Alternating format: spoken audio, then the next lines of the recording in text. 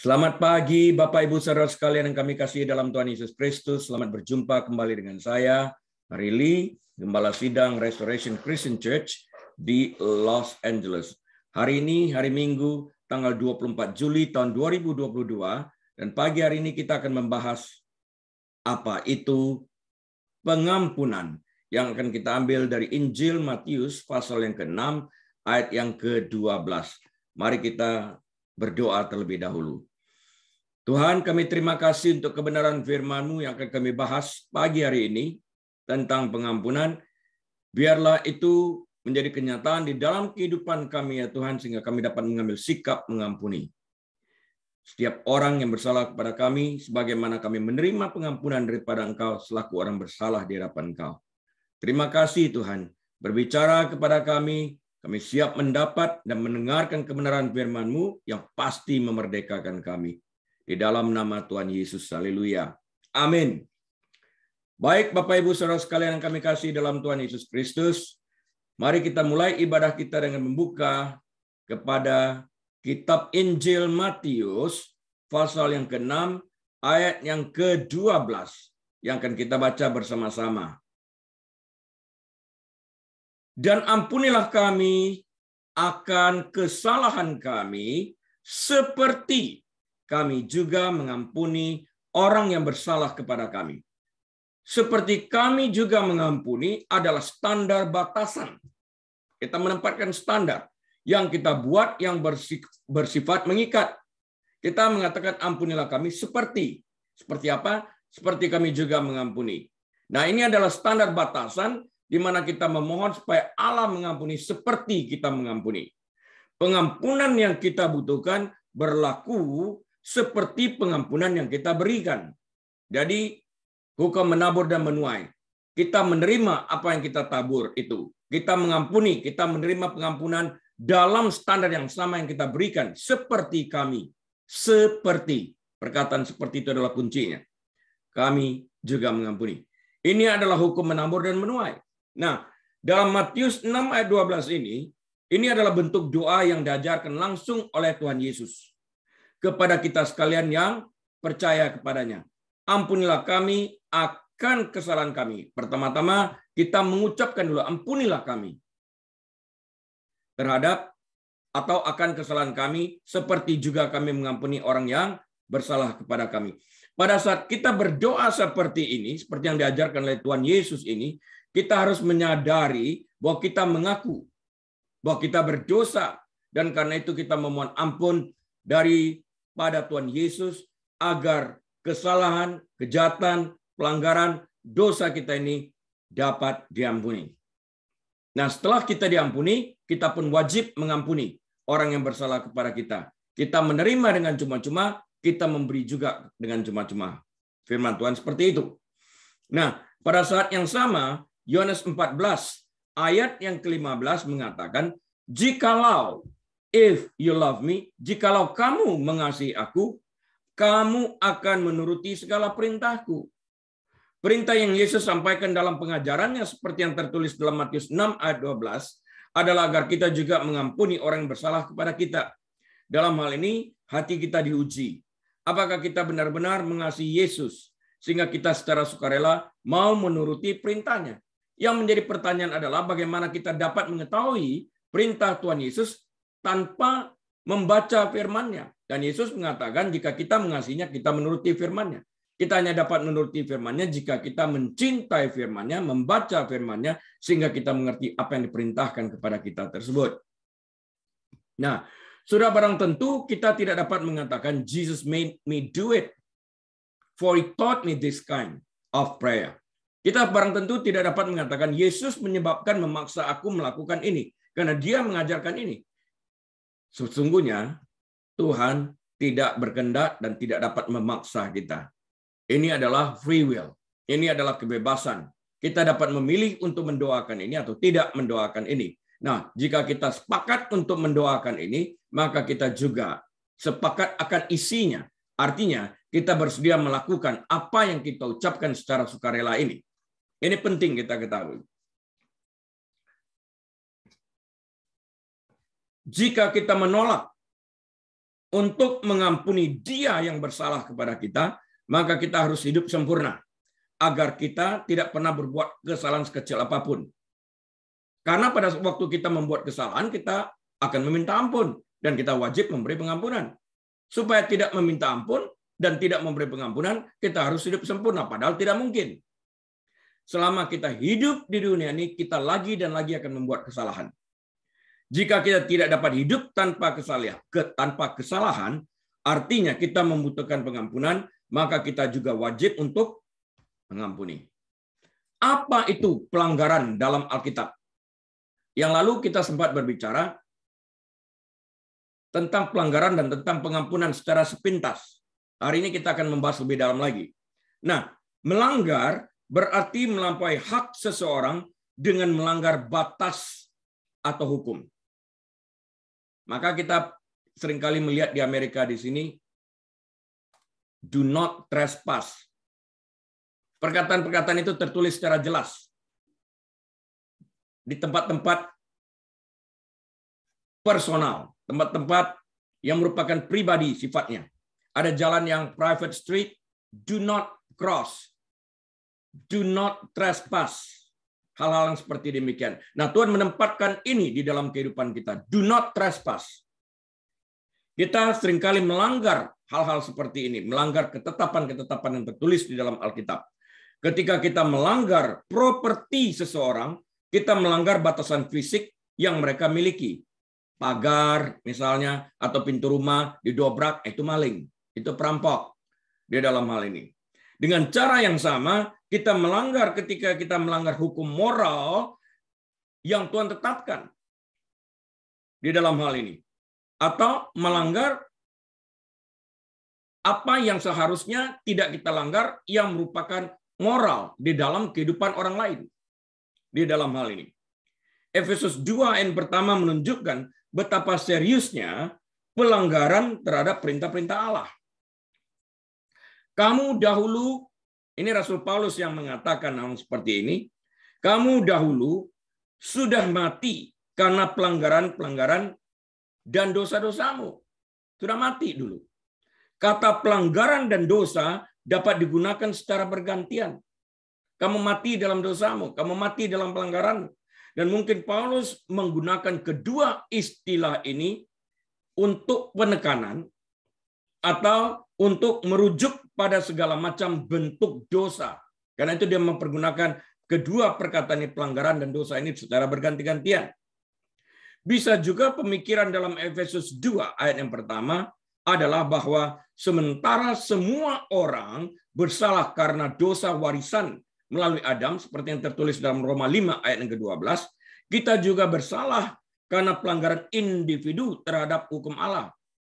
Bukan hanya dosa yang kita bawa, kita wariskan pada saat kita lahir yang berasal daripada Adam, tapi kita juga secara sukarela atas dasar pilihan kita memilih untuk sengaja berdosa.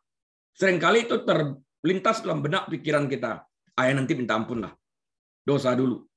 Seperti begitu. Jadi kita sengaja berdosa. Kadang dosa kita itu juga tidak sengaja. Kita di cut off, di freeway, kita marah. Dalam keadaan demikian, pikiran kita mungkin aneh-aneh di dalam hal. Itu pelanggaran yang tanpa kita sengaja. Begitu kita sadar kembali, kita, oh kok ya bisa begitu ya. Dalam hal ini. Bagaimanapun kita menafsirkannya, Kitab Suci mengatakan bahwa kita semua adalah pelanggar dari batasan yang ada. Tidak ada orang mengatakan, semua orang berdosa kecuali aku. Nggak ada. Satu-satunya pribadi yang bisa mengatakan semua orang berdosa kecuali aku, cuma Tuhan Yesus. Yang lain nggak bisa menggunakan kalimat itu. Kata Yunani yang paling sering dipakai di dalam terjemahan untuk kata pelanggaran, dalam Perjanjian Baru secara harfiah berarti salah langkah. Jadi kata pelanggaran yang berasal dari kata Yunani ini, yang sering diartikan sebagai pelanggaran itu sebenarnya adalah salah langkah. Di dalam hal ini. Tidak harusnya melangkah ke tempat itu. Maksudnya seperti itu. Sehingga kita berada di tempat yang seharusnya kita tidak berada. Artinya kita tidak dapat menguji Tuhan. Seberapa jauh sih Tuhan dapat melindungi aku dan seberapa kuatnya sih aku ini. kita tidak bisa melakukan hal seperti demikian. Akan jatuh. Ini menyiratkan kejatuhan setelah dekat di samping perbatasan yang ada. Wah, ini perbatasan. Lihat, kuat gua lo. Boom, jatuh. Setelah berada di samping itu. Ini adalah sebuah ketersandungan, penyimpangan dari arah yang sebenarnya. Tersesat jauh dari kebenaran. Atau jatuh dari ketentuan atau batasan yang ada. You fall by choice. You know you're not supposed to be there. You choose it. And then you light upon that in order to have a good feeling. But inside there, deep inside that, we know something is wrong with us. Pelanggaran bisa disengaja atau tidak disengaja. Korban penebus salah misalnya di dalam kitab perjanjian yang lama ya, atau korban penghapus salah dalam perjanjian lama dipersembahkan oleh mereka yang menyadari bahwa mereka secara tidak sengaja telah melakukan dosa terhadap benda-benda yang disucikan di tabernakel. Imamat pasal yang ke-5. Saya ingat suatu saat tentang hal ini, pagi-pagi mungkin sekitar jam 7, biasanya di depan kamar pasien itu ada tulisan see nurse. Nah, kita sudah tahu kalau dia tulis see nurse, itu artinya ada yang meninggal di dalam kamar itu, nggak usah masuk. Itu perkataan halusnya. Itu hari tidak ada peringatan seperti itu. Saya masuk. Saya mau cek nadi pasien. Saya pegang, loh kok dingin orang ini ya. Dan itu masih gelap dan saya tidak tahu ada anaknya di sana. Itu ribut. Kebetulan orang Yahudi. Ini kamu pegang mayat, ini sabat ini katanya. Ini sabat. Big issue. Sekalipun saya sudah minta maaf. Big issue sampai ke manajer. Saya nggak tahu. Tidak pernah diberitahu, tidak ada pengumumannya. Dan bagi mereka tidak bisa menyentuh mayat itu pada hari Sabat. Padahal mayat itu nanti juga akan disentuhkan, harus dipindahkan dari kamar itu. Nah ini, hal yang seperti begini. Kita semua tersandung dalam banyak hal. Yakobus 3 yang kedua. Kita semua melanggar. Seorang suami dapat melakukan pelanggaran terhadap istrinya dengan berlaku kasar misalnya. Kolose 3:19. Seorang teman dapat melakukan pelanggaran terhadap teman lain dengan melanggar kepercayaan atau mengkhianati kepercayaan yang diberikan. Percaya banget, kemudian dikhianati. Amsal 18 ayat 19.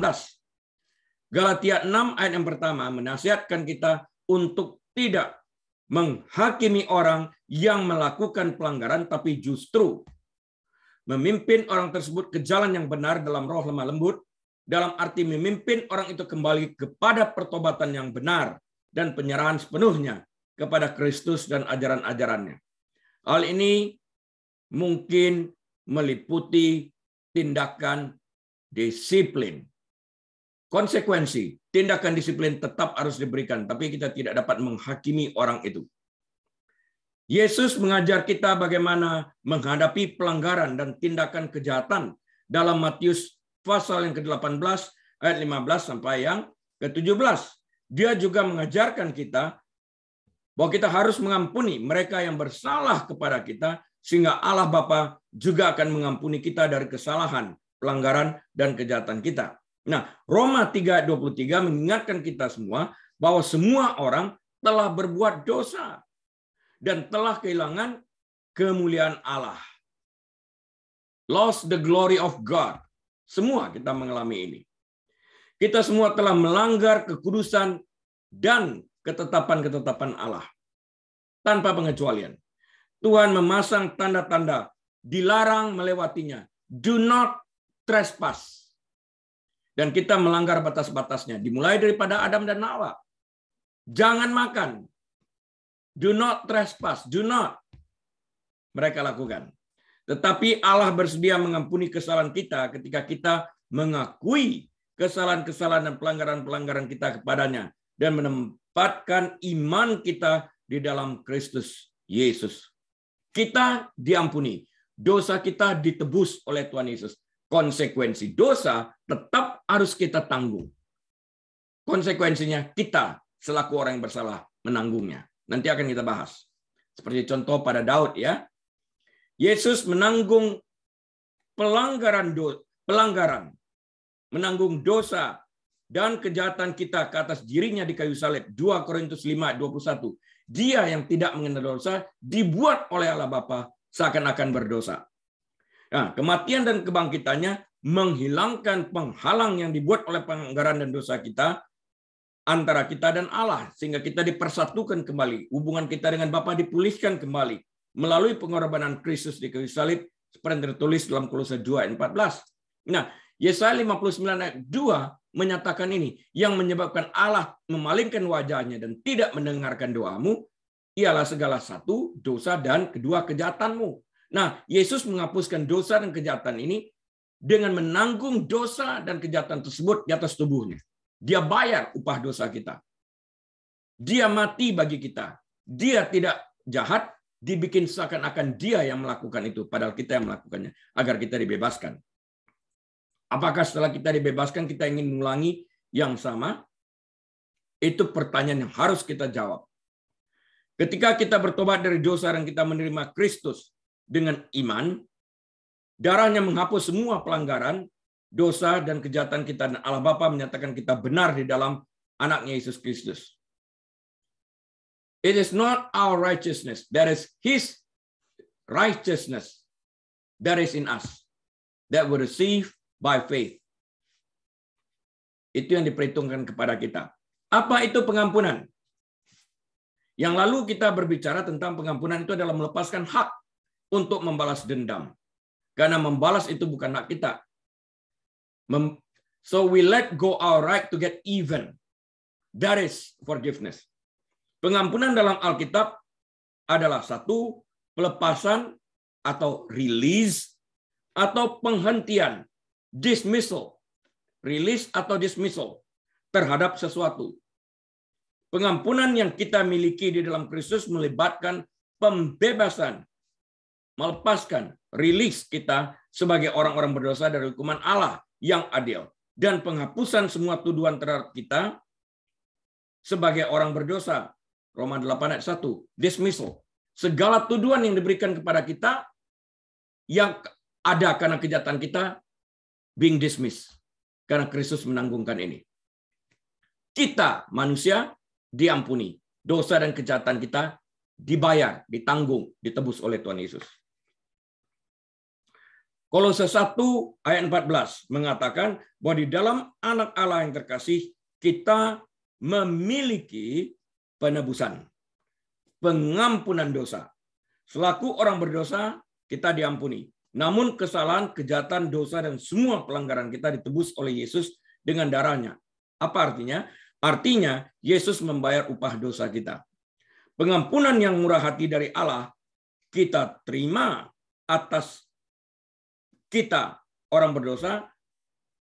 Pengampunan yang murah hati dari Allah atas kita orang berdosa harus menjadi ukuran pengampunan kita yang murah hati terhadap orang lain. Efesus 4:32. Sebagaimana kita menerima pengampunan yang murah hati daripada Tuhan, kita pun secara murah hati harus memberikan pengampunan kepada orang bersalah kepada kita. Saya membuat catatan di sini. Pesan terpenting yang dapat kita pegang dalam hal ini adalah orang berdosa yang percaya kepada Yesus diampuni. Artinya, mereka tidak perlu membayar upah dosa mereka, karena upah dosa mereka telah dibayar oleh Tuhan Yesus pada saat mereka menerima Yesus sebagai Tuhan dan Juru Selamat mereka dengan iman. Jadi mereka dibebaskan dari segala tuntutan apapun yang ada, mulai detik mereka percaya kepada Tuhan Yesus sampai selama-lamanya.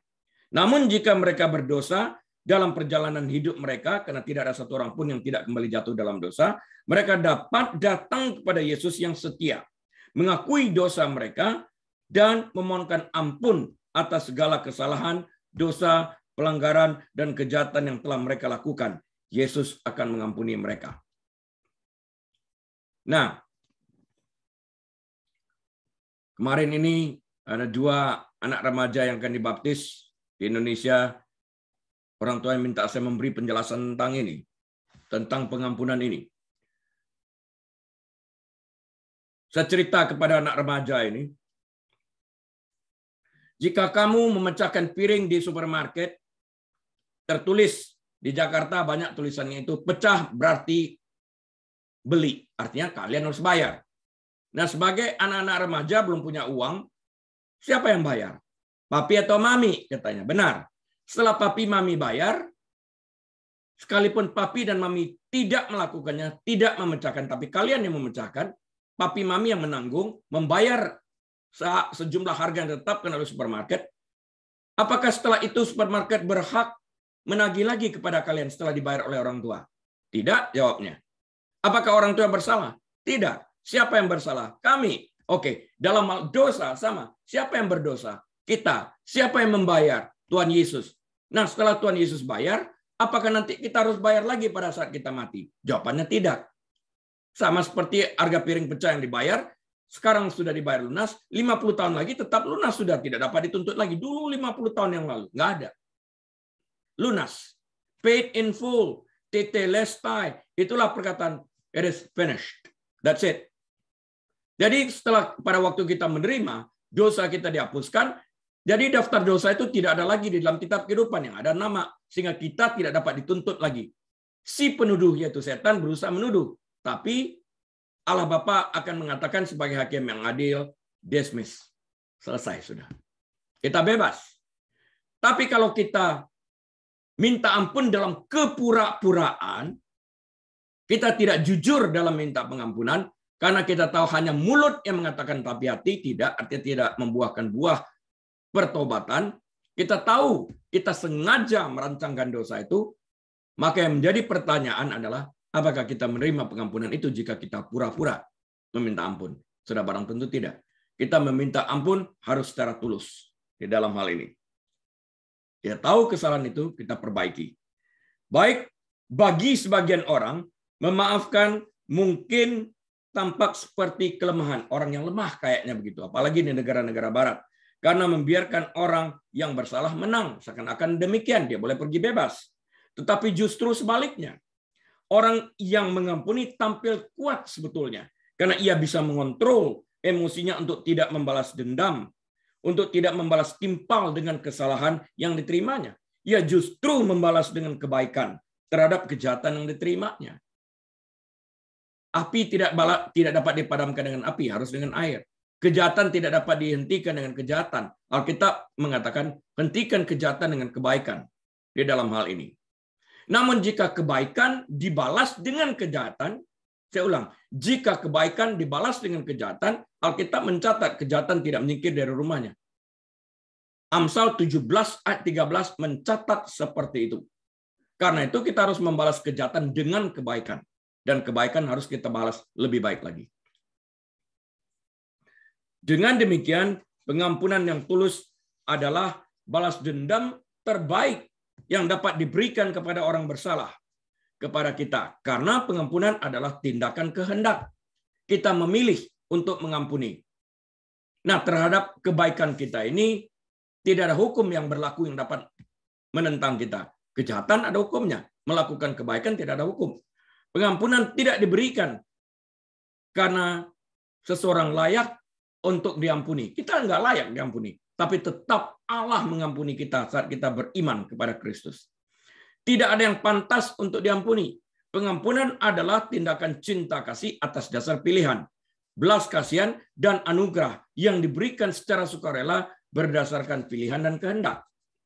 Pengampunan adalah keputusan untuk tidak menahan sesuatu terhadap orang lain, terlepas dari apa yang telah dia lakukan kepada kita.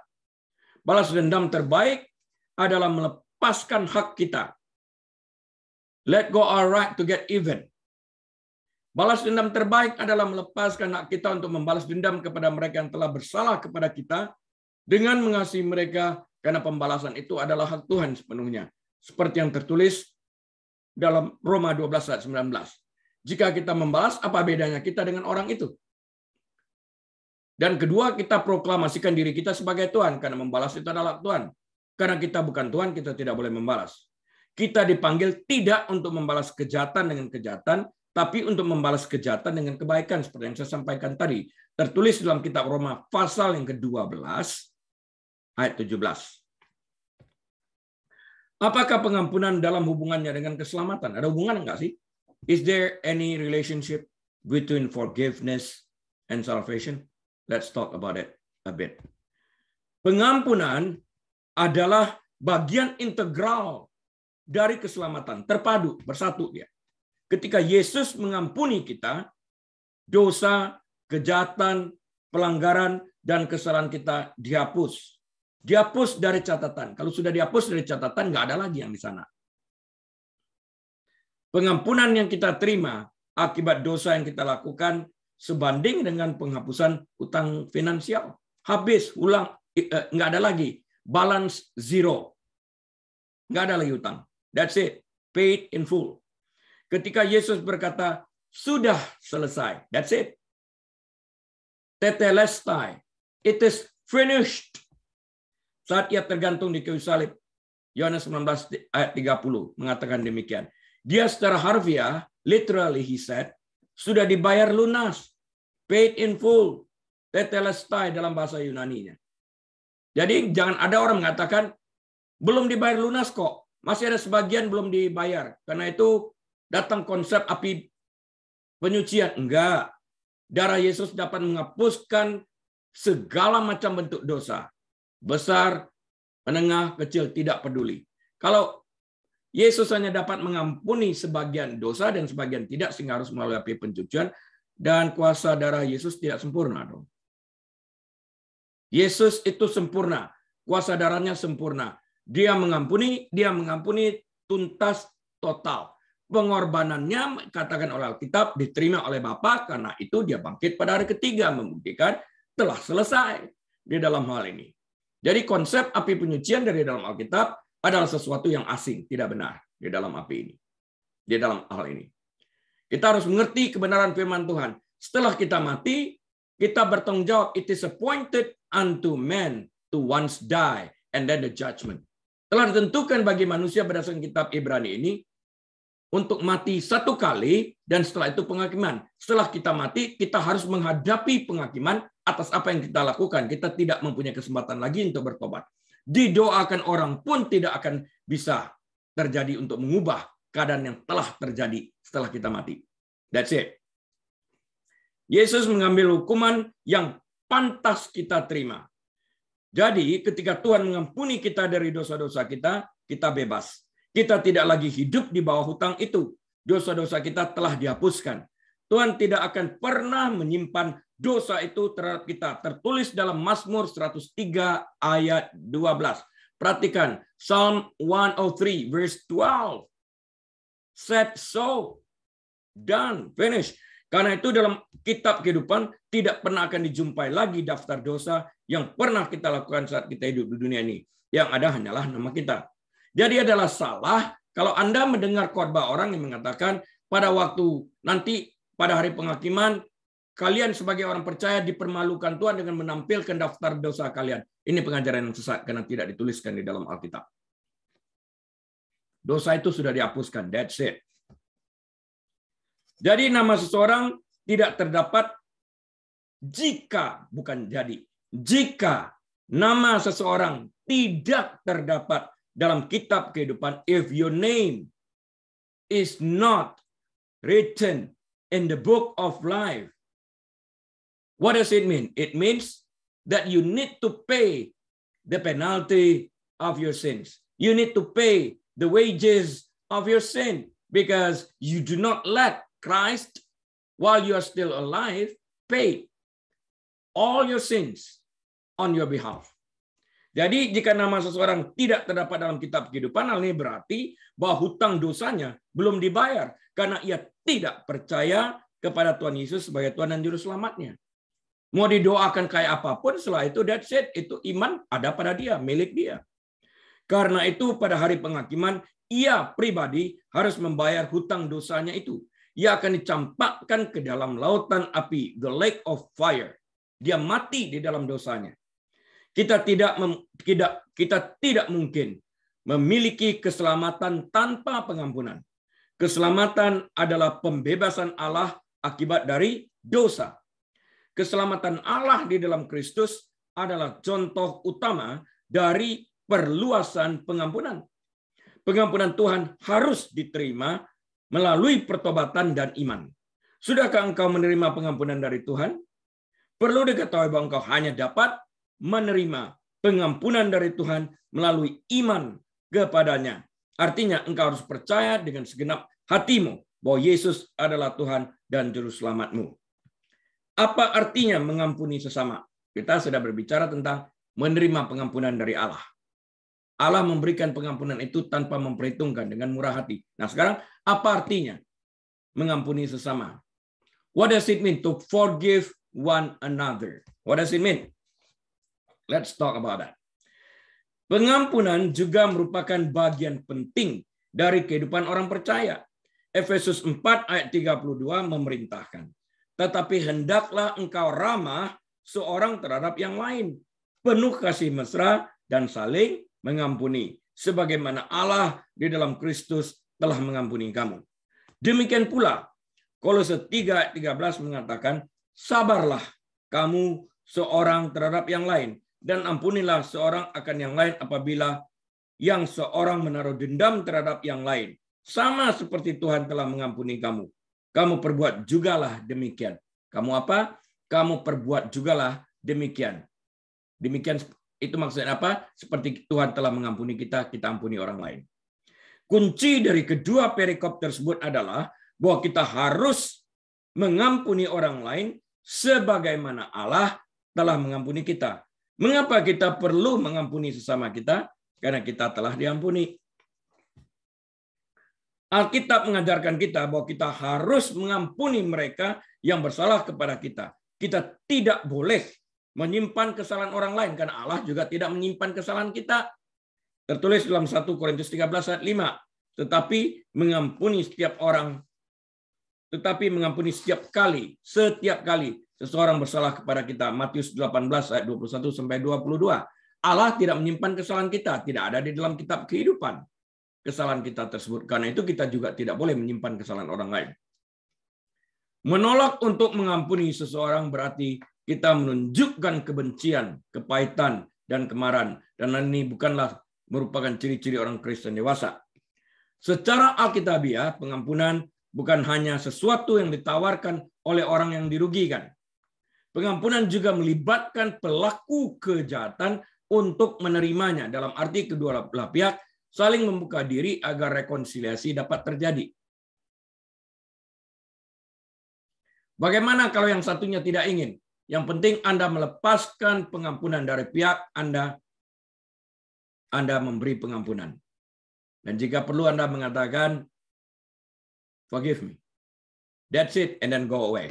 Kalau masih tetap tidak ingin orang itu berrekonsiliasi, itu antara dia dan Tuhan. Pengampunan itu berfaedah bagi orang yang memberikan pengampunan. Karena dengan mengampuni, ia membebaskan dirinya dari penjara kebencian, kemarahan, dendam, sakit hati, serta kepahitan. Dan ia dapat melanjutkan kehidupannya tanpa ada ganjaran. Karena kita telah melepaskan pengampunan dan kita telah minta ampun. 1 Yohanes 1 ayat 9 mengatakan, jika kita mengaku dosa kita, maka ia, yaitu Allah, adalah setia dan adil. Sehingga ia akan mengampuni segala dosa kita dan menyucikan kita dari segala kejahatan. Demikian pula, pengampunan yang kita berikan kepada orang lain seharusnya tidak mengenal batas. Tertulis dalam Lukas pasal yang ke-17 ayat 3 dan 4. Bagaimana kita dapat mengampuni mereka yang bersalah kepada kita? How do we forgive those who have wronged us? Bagaimana kita dapat mengampuni mereka yang bersalah kepada kita? Setiap orang tanpa pengecualian pernah mengalami perlakuan yang tidak seharusnya mereka terima. Dan sebaliknya, mereka juga pernah berbuat salah kepada orang lain atau membuat orang lain tersinggung, sakit hati akibat ulah mereka.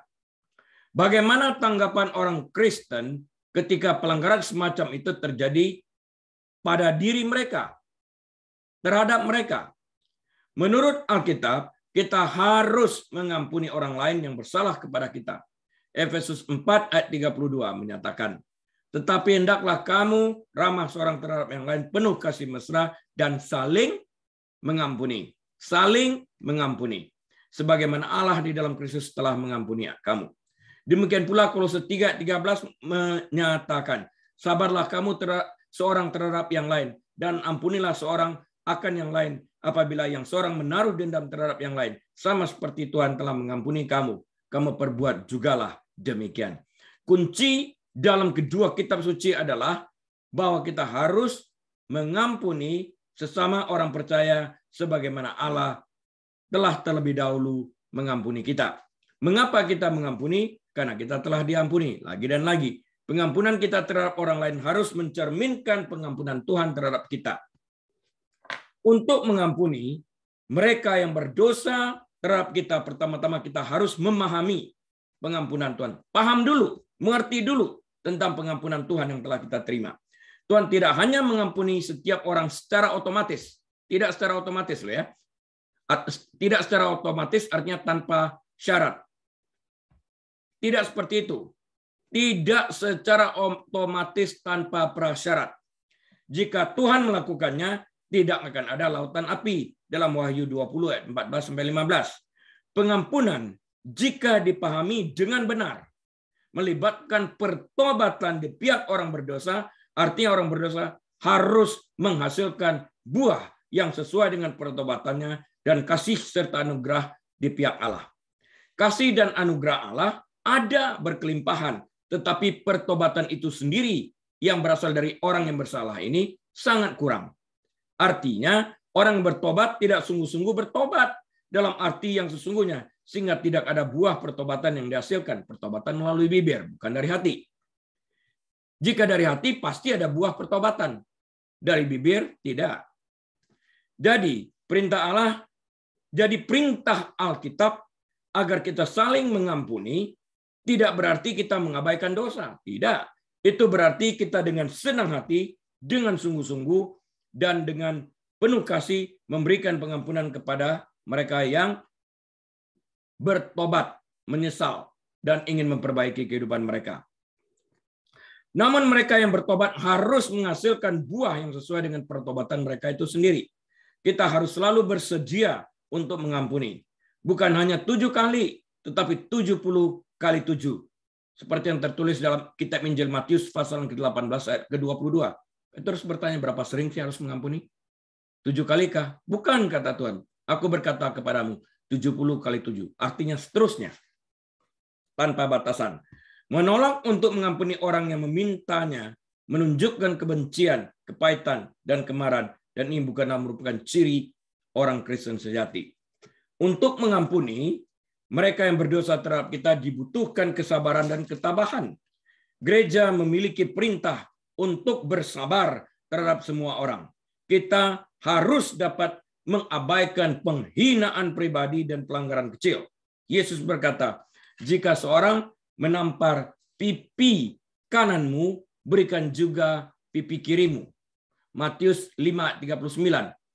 Tidak, saya ulang, tidak setiap tamparan di wajah membutuhkan tanggapan. Tidak kok. Untuk mengampuni mereka yang berdosa terhadap kita, kita membutuhkan kuasa transformasi. Kuasa transformasi dari siapa? Kuasa transformasi Allah dalam hidup kita. Nah, ada sesuatu yang jauh di dalam sifat manusia yang jatuh, yang haus akan balas dendam. Dan kehendak daging ini berwujud keinginan untuk segera, sekarang, untuk membalas. Kita tentu ingin menyebabkan orang lain yang melukai kita mengalami penderitaan yang sama seperti yang kita alami. Mata ganti mata, gigi ganti gigi. Tampaknya adil, bukan? Namun di dalam Kristus, kita telah diberi kuasa untuk mengasihi musuh kita. Berbuat baik kepada yang membenci, memberkati yang mengutuk, dan berdoa bagi yang menganiaya. Lukas 6 ayat 27-28. Yesus memberi kita hati yang mau mengampuni. Dan kita harus bersedia untuk melakukannya. That's our choice. Mengampuni mereka yang berdosa terhadap kita menjadi lebih mudah ketika kita mempertimbangkan sejauh mana Tuhan mengampuni pelanggaran kita. Harusnya kita masuk neraka. Kita diampuni, kita menikmati surga. Masa ya kita tidak mau mengampuni orang? Kita belum naik salib. Yesus sudah. Kita yang telah dilimpahi kasih karunia tidak berhak menahan kasih karunia dari orang lain. kita harus memberikan itu juga kepada mereka. Kita telah berdosa terhadap Allah jauh lebih banyak daripada dosa siapapun terhadap kita. Perumpamaan Yesus dalam Matius 18 ayat 23 sampai 25 adalah ilustrasi yang kuat tentang kebenaran ini. Saya yakin setiap daripada kita mendengarkan firman pagi ini sudah pernah membaca Matius 18 ayat 23 sampai 35 ini. Tuhan berjanji bahwa ketika kita datang kepadanya meminta pengampunan, Dia memberikannya dengan cuma-cuma. 1 Yohanes 1 ayat 9. Kasih karunia dalam bentuk pengampunan yang telah kita terima dari Tuhan harus kita berikan juga kepada mereka yang mencari pengampunan dari kita. Dan kita juga harus murah hati seperti Tuhan dalam memberikan pengampunan itu. Lukas 17 ayat 3 dan 4. Ampunilah kami seperti kami mengampuni mereka yang bersalah kepada kami. Ini bukanlah sebuah slogan, tetapi sebuah tindakan yang berlimpah dengan kasih karunia yang telah kita terima terlebih dahulu dari Tuhan yang telah mengampuni kita. Apa yang Alkitab katakan tentang tidak mau mengampuni? Bagaimana kalau kita memilih untuk tidak mau mengampuni? What will happen if we choose not to forgive? Let's talk about that. Alkitab mencatat, perhatikan baik-baik ya, hal ini perikop ini penting. Alkitab mencatat banyak hal tentang mengampuni dan tentang tidak mengampuni. Mungkin ajaran yang paling terkenal tentang tidak mau mengampuni adalah perumpamaan Yesus tentang hamba yang tidak berbelas kasihan yang dicatat dalam Matius 18 ayat 21 sampai 35. Catatkan ini, Matius 18 ayat 21 sampai 35. Cukup pelan ya. Matius 18 ayat 21 sampai 35. Ini dasar. Apa yang terjadi jika kita memilih tidak mau mengampuni? Ini pelajaran yang diberikan Alkitab.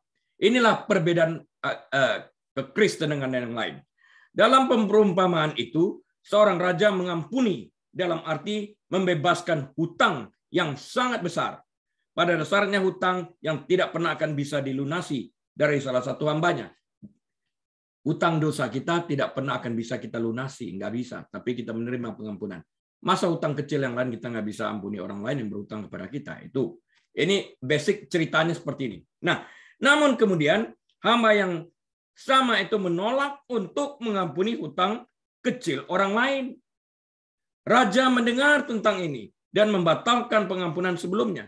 Yesus menyimpulkan dan mengatakan, berdasarkan cerita ini Yesus katakan kepada orang banyak mendengarnya, maka kesimpulan, maka Bapakku yang di sorga akan berbuat demikian juga terhadap kamu apabila kamu masing-masing tidak mengampuni saudaramu dengan segenap hatimu. Matius 18 ayat 35. Bagian lain memberitahu kita bahwa kita akan diampuni sebagaimana kita mengampuni. Tadi bukan kita pelajarin.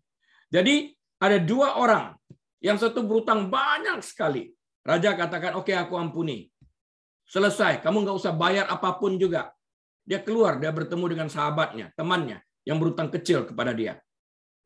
Tunggulah, aku akan bayar. Nggak bisa, sekarang juga. Dia jebloskan. Dia masukkan teman yang berutang kecilnya ke penjara. Dan raja mendengar tentang hal ini. Kok bisa, katanya. Utang kamu begitu besar, aku bebaskan. Masa kamu tidak membebaskan utang kecil ini? Maka raja marah, murka, dan membatalkan pengampunan tersebut. Dan orang terus membayar seluruh utang yang tidak bisa dia bayarnya ini. Nah, Yesus berkata pada Matius 18 ayat 35 tersebut, maka Bapakku di sorga juga akan melakukan hal yang sama jika kamu memilih untuk tidak mengampuni sesama saudaramu yang bersalah kepadamu. Wow, ini sesuatu yang luar biasa. Saya juga membuat catatan di sini waktu saya merenungkan ini. Kisah yang tercantum dalam Matius 18 ayat 21 sampai 35 memberikan makna kepada kita sekalian bahwa dalam perumpamaan ini Yesus mengajarkan bahwa pengampunan Allah sekalipun diberikan dengan cuma-cuma kepada semua orang berdosa yang bertobat, namun tetap ada syaratnya. Juga syaratnya apa? Yaitu sampai sejauh mana si calon penerima bersedia mengampuni sesamanya. Ampuni supaya kamu diampuni. Seperti engkau mengampuni, engkau diampuni. Dan ternyata dalam cerita itu seperti apa dia mengampuni? dia tidak mengampuni. Nah, kepada dia dikenakan itu, tidak diampuni juga oleh rajanya akhirnya. Ampuni seperti mengampuni. Dia tidak mengampuni, maka dia juga tidak diampuni. Dengan kata lain, seseorang dapat kehilangan pengampunan Allah dengan tetap menyimpan dendam dan tidak bersedia mengampuni orang lain dengan sengaja. Dengan sengaja tidak mengampuni. Ini tidak boleh terjadi. Jangan bingung di sini. Pengampunan Tuhan tidak didasarkan pada pekerjaan kita. Tidak sama sekali. Artinya kalau kita memberi sedekah, kita berbuat baik dengan memberi makan orang miskin, kita menerima pengampunan. Oh tidak. Kita menerima pengampunan karena iman kepada Kristus ini yang kita terima sebagai Tuhan dan Juru Selamat. Yang membayar upah dosa kita. Sebaliknya kita harus melakukan hal yang sama, memberi pengampunan karena kita telah terlebih dahulu diampuni. Pengampunan dan keselamatan dibangun sepenuhnya dalam pribadi Allah dan oleh karya penebusan Yesus di kayu salib, bukan usaha kita. Namun tindakan kita menunjukkan iman kita dan sejauh mana kita memahami kasih karunia Allah. Tadi dikatakan, jika kamu mengasihi aku, kamu melakukan perintahku. Nah, di dalam itu dikatakan juga bagaimana kita mengasihi Tuhan jika kita tidak membaca firman-Nya. Bagaimana kita mengerti perintahnya jika kita tidak membaca firman-Nya. Tuhan katakan, ampuni orang yang bersalah kepadamu. Jika kita tidak membaca firman Tuhan, tentu kita tidak mengerti. Tapi setelah kita mengerti, kita tidak melakukannya, maka kita menyimpan kesalahan orang lain secara sengaja, maka Allah pun tidak akan mengampuni kita seperti dalam Matius 18 ayat 35 tadi. Kita sama sekali tidak layak. Namun Yesus memilih untuk membayar harga untuk dosa-dosa kita dan memberi kita pengampunan. Roma 5 ayat 8. Ketika kita benar-benar memahami kebesaran pemberian Tuhan kepada kita dalam hal pengampunan, kita akan meneruskan pemberian itu juga secara cuma-cuma. Kita telah diberi kasih karunia dan harus memberikan kasih karunia kepada orang lain sebagai balasannya. Dalam hal perumpamaan itu, kita dikejutkan oleh seorang hamba yang tidak mau mengampuni hutang kecilnya setelah diampuni hutangnya yang tidak terbayar. Namun ketika kita tidak mau mengampuni, kita bertindak seperti hamba dalam perumpamaan itu. Maka Yesus berkata dalam Matius 18:35, maka Bapakku di sorga juga akan melakukan hal yang sama kepadamu. Ini bukan perkataan saya, ini perkataan Yesus langsung. Bisa cek ya di dalam Matius 18:35. Tidak mau mengampuni juga merampas kehidupan penuh yang Allah maksudkan bagi kita. Nah, kita tidak diampuni, artinya kita merampas kehidupan kekal yang sebetulnya diberikan kepada kita, kita buang dengan cuma-cuma. Sayang kan? Bukannya mempromosikan keadilan, sikap tidak mau mengampuni, kita malah menjadikan kepahitan, kita mempromosikan perbuatan iblis. Padahal kita menjadi alat di tangan Tuhan. Nah, perhatikan itu baik-baik. Ibrani 12 ayat 14-15 mengingatkan kita, berusahalah hidup damai dengan semua orang dan kejarlah kekudusan. Sebab tanpa kekudusan, tidak seorang pun akan melihat Tuhan. Kita menyimpan dosa, atau kita tidak memaafkan orang lain secara sengaja, kita tidak hidup dalam kekudusan firman. Jagalah supaya jangan ada seorang pun menjauhkan diri dari kasih karunia Allah. Jangan jauhkan ya, agar jangan tumbuh akar yang pahit, yang menimbulkan kerusuhan, dan yang mencemarkan banyak orang. Bahaya ini. Demikian pula 2 Korintus 2 ayat 5-11 memperingatkan bahwa dengan tidak mau mengampuni, iblis akan beroleh keuntungan atas kita. Kita menjadi alat di tangan iblis. Keuntungan apa yang diperoleh iblis?